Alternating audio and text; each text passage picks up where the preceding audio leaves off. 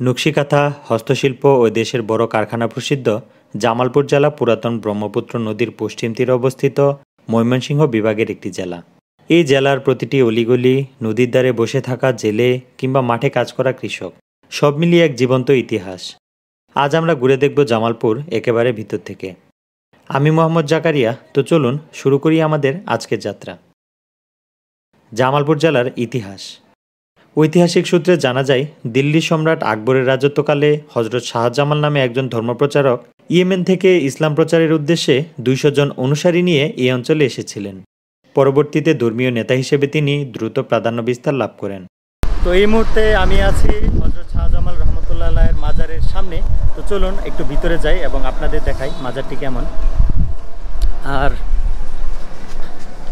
ঢোকার সাথে সাথেই এই পাশে কিন্তু হচ্ছে বিশ্রাম কক্ষ এবং এই পাশটিতে মাজার শরীফ, আর ওই দিকটাতে হচ্ছে মসজিদ। এই হজরত শাহজামাল রহমতুল্লাহ আলাইহির নামেই কিন্তু জামালপুর জেলার নামকরণ করা হয়েছে। 1978 সালে 26 ডিসেম্বর ময়মনসিংহ থেকে পৃথক করে জামালপুরকে বাংলাদেশের 20তম জেলা হিসেবে ঘোষণা করা হয় এবং পরবর্তীতে 1984 সালে জামালপুর জেলা ভেঙে শেরপুর জেলা গঠন করা হয়। তো এই মুহূর্তে আমি অবস্থান করছি জামালপুর শেরপুরের সর্বশ্রেষ্ঠ বিদ্যাপীঠ সরকারি আশেক মাহমুদ কলেজের ভিতরে। আর এর এরিয়াটা কিন্তু খুবই বিশাল। তো এই কলেজটি কিন্তু 1946 সালে প্রতিষ্ঠিত হয় এবং শুরুতে এটি কলকাতা বিশ্ববিদ্যালয়ের অধীনে ছিল এবং তারপর ঢাকা বিশ্ববিদ্যালয়ের অধীনে, এবং 1992 সালে জাতীয় বিশ্ববিদ্যালয়ে অধিভুক্ত হয়েছিল এটি। 1946 থেকে 1947 শিক্ষাবর্ষে 160 জন শিক্ষার্থী নিয়ে কলেজে যাত্রা শুরু হয়। কলেজ প্রতিষ্ঠাকালীন সময়ে অধ্যক্ষ হিসেবে দায়িত্ব পালন করেন জনাব আজিমউদ্দিন আহমেদ। ক্রমান্বয়ে ছাত্র সংখ্যা বৃদ্ধি ও কলেজের সুনাম সারা দেশে ছড়িয়ে পড়ায় সরকার 1979 সালে কলেজটিকে জাতীয়করণ করে। কলেজ জাতীয়করণ করার পর প্রথম অধ্যক্ষ হিসেবে দায়িত্ব পালন করেন জনাব মোহাম্মদ আলী আজম। 1992 সালে বাংলা ও ব্যবস্থাপনা বিষয়ে প্রথম অনার্স কোর্স চালু হয়। তো এই মুহূর্তে আমি অবস্থান করছি সরকারি আশেক মাহমুদ কলেজ পুকুরপাড়ে। আর এর এরিয়াটা কিন্তু খুবই বিশাল। মূলত জামালপুর শহরে আসলে আমি বলবো অবশ্যই সরকারি আশেক মাহমুদ কলেজে এসে ঘুরে যাবেন। এখানে বিকাল হলেই অনেক মানুষে একদম উৎফুল্ল একটা পরিবেশ থাকে। পাশেই হচ্ছে হল এবং এইখানে আছে মসজিদ। তো সব মিলে খুবই সুন্দর পরিবেশ। জামালপুর জেলার দর্শনীয় স্থান। জামালপুর জেলার দর্শনীয় স্থান ও ঐতিহাসিক স্থাপনার মধ্যে উল্লেখযোগ্য হলো লাউচাপড়া পিকনিক স্পট, গান্ধী আশ্রম, যমুনা সার কারখানা, দয়াময়ী মন্দির, হজরত শাহজামাল রহমতুল্লাহ আলাইহির মাজার, Lewis village resort and park ও মালঞ্চ জামে মসজিদ। গ্রামীণ জামালপুর। জামালপুর মানেই শুধুই শহর নয়, এর প্রাণবাস করে গ্রামে। এ জেলার নদী একদিকে যেমন জীবন দেয়, আবার কখনো নদী ভাঙনে ছিনিয়ে নেয় ঘরবাড়ি। তো আমার পিছনে আছে কিন্তু ব্রহ্মপুত্র নদ। এক সময় এই নদকে কেন্দ্র করেই কিন্তু জামালপুরের বিভিন্ন ব্যবসা বাণিজ্য হতো। রাজধানী কেন্দ্রিক যে ব্যবসাগুলো ছিল সেগুলো কিন্তু এই নদের মাধ্যমেই পরিচালিত হতো। তো কালের বিবর্তনে কিন্তু এই নদটা একদিকে বিলীনের পথেই।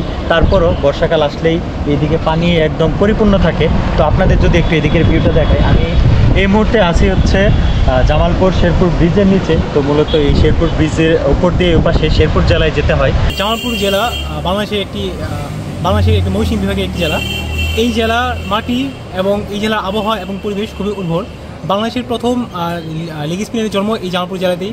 এই জামালপুর জেলা অনেক জ্ঞানী অনেক লোকজন রয়েছে। বাংলাদেশের সংস্কৃতি পর্যায়ে, বাংলাদেশের সাহিত্য পর্যায়ে এবং বাংলাদেশের অনেক কৃতি অনেক সুনাম অর্জনের ক্ষেত্রেও এই জামালপুর জেলার অনেক ভূমিকা রয়েছে। এই জামালপুর জেলার সন্তানরা বাংলাদেশের অনেক বড় বড় জায়গায় গিয়ে নিজেদেরকে তুলে ধরতেছে। আমাদের জেলা সবসময় একটা সম্ভাবনাময় একটা জেলা। এই জেলা থেকে সামনে আরও সম্ভাবনা কিছু বেরোবে। আমার কাছে জামালপুর জেলা শুধু জেলা নয়, এটি আমার কাছে একটা শিকড়। কারণ এইখানেই আমার জন্মস্থান, এইখানেই আমার গড়ে ওঠে। তো জামালপুর জেলা সম্পর্কে যদি একটা জিনিস বলতে চাই, সেটা হচ্ছে এই জামালপুর অঞ্চলের যে গ্রামীণ নারীরা তাদের নিজস্ব সংস্কৃতি, ইতিহাস তাদের হাতের বুননে নকশিকাঁথার মাধ্যমে তুলে ধরে। এই জিনিসটা আমার কাছে একটা গর্বের বিষয়। আরেকটা বিষয় যদি বলে রাখি, সেটা হচ্ছে জামালপুরের ঐতিহ্যবাহী খাবার। যে খাবারটা আপনি যদি না খান তাহলে হয়তো জামালপুর সম্পর্কে আপনি চিনবেন না। ঠিক যেমনটা সেটা হচ্ছে মিল্লি ভাত, অথবা আমরা যদি বলে থাকি পিঠালি।